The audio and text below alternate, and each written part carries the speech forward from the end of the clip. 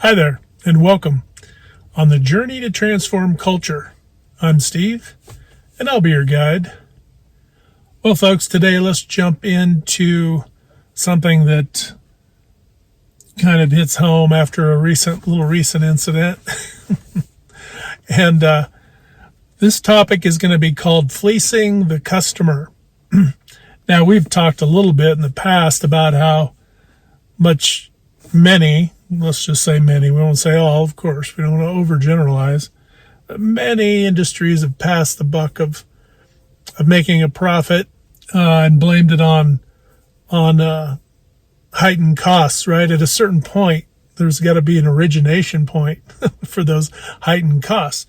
Part of that is they didn't have as many people. They can't retain people because of their organizational culture is struggling, right? It doesn't have to be awful, just has to be struggling. And now if you've got intermittent folks, then what does that mean? Well, you've got the same, minus a few less folks, you still have your building, you still have all these other overhead costs in place. And so the business passes that on to the customer. And this is a big reason why, not the entire reason, but a big reason why inflation is out of control.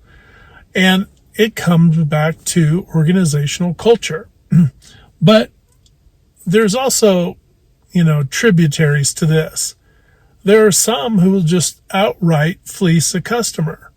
It wouldn't have mattered if the economy, and this is the other thing you got to see, is an industry that has found a sweet spot operating 3 days a week, for example, or 3.5, or barely 4, where they used to work 5 and 6, right?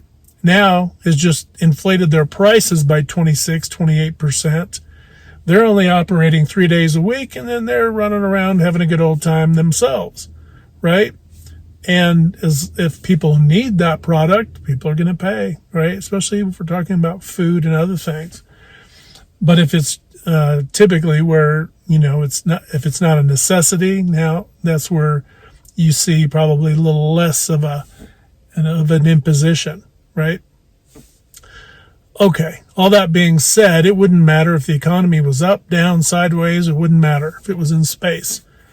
The fact is, some are going to fleece the customer if they get a chance, and that's what they consider doing business.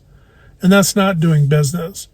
If your organizational culture is such that your retention is low, and we know that there's a massive cost to having to replace people, and depending on if we're talking about skilled or semi-skilled workforce, professional, then you're spending even more to find people for your organization. Again, these costs are passed along to the consumer, right? And this is the thing that we have to get our heads around, is that there isn't a need to fleece the customer if we just improve our organizational culture, okay? I mean, it doesn't, it's not out of bounds to say that our overall culture needs to kind of take a minute to reflect as well, right? So I'll give you an example. Heard a little ticky-tick noise coming from under my hood, and wasn't, and I've been, if you can't tell, I've been on the road trying to visit different organizations and doing things. And so during my travels, I've been traveling during my travels. But no, during my travels, I started to hear a bit of a tick, tick, tick sound. And I'm like, what is that? My initial thought was, well, geez, I wonder if I'm burning oil. I better get some oil, check my oil, and do all that. Oil was fine. So I took it to a dealer. Now, obviously, a dealer is going to be more expensive, but I did want to know what was wrong, right? So they took it, and I waited in their little waiting area, working on my laptop, and I was probably 2 hours. Now, I had gone to like an AutoZone or whatever to have them check it to see and tell me what it was. And it came up as a timing problem. Well, when I took it to the dealer, after 2 hours, they come out and said, yeah, They got to replace this or that, and just the tear down is going to be $1,500, which it doesn't take a brainiac to go, well, then the build-up's probably $1,500, and Lord knows the part's probably in the ballpark of the similar cost. And I think I just about had a hot flash, right? I think, or whatever, a moment where I thought, what? That's ridiculous, right? That's insanity. Well, they said, well, what do you want to do?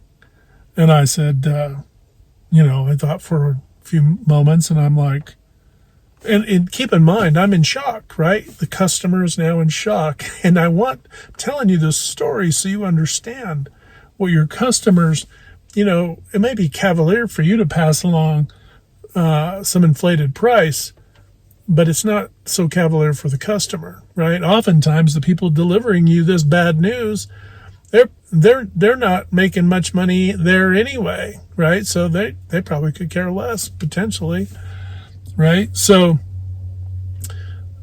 I'm looking at it in shock, right? And I'm thinking, oh my gosh, not to mention they didn't have the part. So the part was probably going to take 3 to 5 days. Well, you just start to see the dollar signs of flying by, right? Well, I said, you know what? Let me hold off. I'm going to go down the road here. I got some other things to do.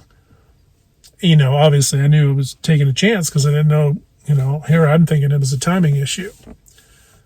So I went down the road, a couple hours or so or less, just under that, and got a haircut. I was like, you know what? I need to let the first, let me tell you, I pay, right? So she hands the paperwork to the billing thing, and I had to pay $250.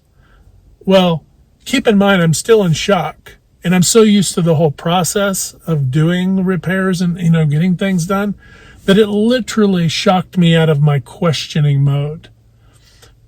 So, I did my thing, and it cost me $250. And it wasn't until later I'm on the road and I'm thinking, wait a minute, they didn't do any work. He didn't tear into it.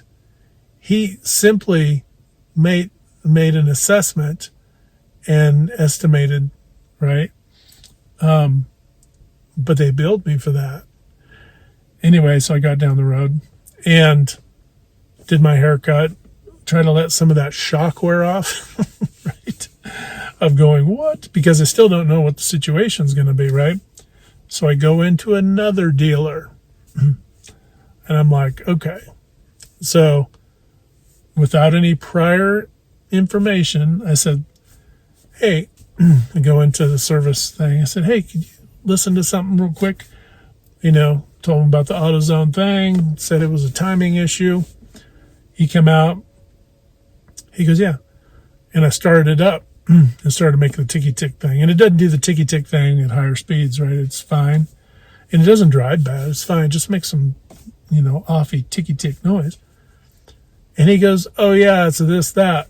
And he goes, it's like $7,000. I'm like, $7,000? I said, wouldn't it be cheaper just to have a new motor put in it? He goes, yeah, except it's $14,000 for a motor. I'm like, still, probably would be smarter, right? So I go, really? He goes, yeah. He goes, but it's not hurting anything. He goes, you can drive it. It's just going to be annoying to listen to. He goes, I get this kind of thing with people, locally, and they got to wait weeks for the part to come in, parts. And that was the other thing too. He said, well, we're in there, we got to replace these other things, right? So that's probably part of the reason why the price was so high, but still probably, pretty close, right? But the key thing is he told me it's not going to hurt anything. You're fine. As long as nothing else goes awry, don't drive like a crazy person. You're fine. So there you go, right? The original place, they were like, either didn't want to do the job because it involved obviously a lot of work. A. B. They did not have the expertise to make the recommendation and to let me know what the safety factor was, right? so that I can make a judgment call. Do I got a nurse at home? Do I got a, right? And when you're across country in a vehicle, you're nowhere near home, right? so what are my options, right? So God bless the second person at that dealership. The person should get a medal. Okay, that's customer service, right? That is customer service. Hey, this is the situation. Here's what the cost is. It's not going to fall apart on you. See what I'm saying? So this is the thing that dawned on me about a day after that was when you get situations like this where you're supposed to take care of the customer, whether that be doing the work, providing some kind of service, right? Or work, both, whatever, or information. But it falls into the fleecing category when you aren't prepared to do the work.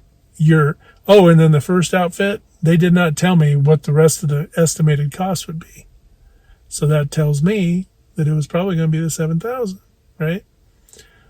But anyway, but when you don't do those things and you withhold from the customer, that's just wrong. It's wrong 6 ways from Sunday. Not to mention that I remember mechanic hours were like $30-some an hour. Well, based on the math and the paperwork the gal gave me, that was like $250 an hour or thereabouts. I mean, that's just craziness, right? There's no inherently higher cost, right, to doing that work there. There isn't. Even if oil, okay, still not going to be that much, as far as labor goes. Those costs aren't that. So passing these faux costs onto customers, fleecing customers, is just wrong. And it comes back to some deciding to fleece the customer, some who've always fleeced the customer, right? And they just use market forces as an excuse. So beware of that when you watch news and other things. People trying to use fake, this is going to raise prices to the consumer when things don't change for months and months, but yet it's going to have an immediate impact on the consumer. You're getting fleeced. There's too much fleecing going on, and we need to stop it. Now, the secondary mechanism is poor organizational culture. Now, some can be maybe a little sensitive to when I say poor organizational culture. What are you trying to say? We've got poor organizational culture? What I'm saying is you don't have good or great organizational culture. You might have passable organization. You might have an organizational culture that keeps the wheels on the bus, but you still have a retention issue, and because of that, quality issues and all kinds of other issues going on that you're not addressing at the core. And the core issue is organizational culture. You improve organizational culture, you start to see retention improve, quality improves, productivity improves. I'm absolutely telling you from my own experience, when you work on organizational culture, some of it is the knowledge and the wisdom, some of it is the application, functional work, but combining all these things together, that's what goes into building your organizational culture. Harder for organizations who don't make a thing because normally in a place where they make a thing, you can tie in the knowledge and the wisdom to the activity. When you're working on a computer or you're working on, paperwork or computer, yada, yada, it's a little more disassociated from the rest of the team. It's typically in a bucket of some sort, right? An electronic bucket. And and really the response and the throughput really depends on those who are on the receiving end, the next person in the value stream, right? Or the next function in the value stream. So some of you don't even know what I just said. That's okay. Just know that you have to tackle organizational culture from a multi-front perspective. This is what I do. And you do it in a way that isn't going to tick off your employees. It builds team cohesion. You reveal, right? And do exercises, and you apply it. You build this stuff up so that when they're out there doing the functional work, it's not like they learned something and they forgot about it. And then, and they just go on about as business as usual. That's what you don't want. And that's where engagement comes in. Leadership and management engagement, right? Your Gemba walks, your management walks. These are highly critical to the entire process. All right, folks. Well, just wanted to talk to you today about, organizations that are out there fleecing customers, right? In multiple ways, whether that be through quoting costs incorrectly, not giving them accurate information, telling people that they need repairs that they don't, like vehicles and other things of that nature.